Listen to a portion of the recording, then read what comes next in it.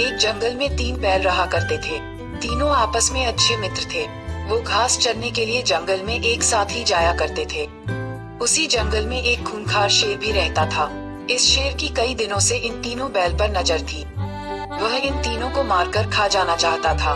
उसने कई बार बैलों पर आक्रमण भी किया, लेकिन बैलों की आपसी मित्रता के कारण वो कभी सफल नहीं हो पाया। जब शेर उन पर हमला करता था, तो तीनों बैल त्रिकोण बनाकर अपने नुकीले सींगों से अपनी रक्षा करते थे।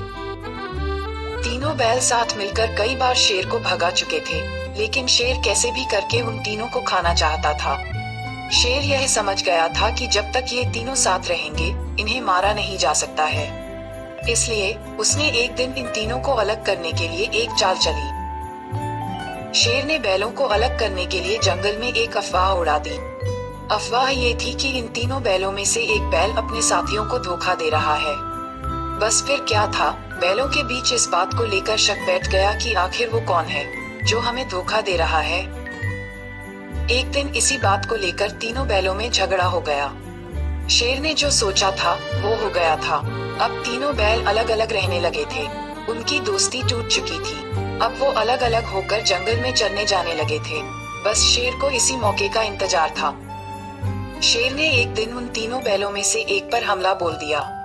अकेले पड़ जाने की वजह से वह बैल शेर का मुकाबला नहीं कर पाया और शेर ने उसे मार डाला। कुछ दिनों के बाद शेर ने दूसरे बैल पर भी हमला कर दिया और उसे मारकर खा गया। अब सिर्फ एक बैल बचा था।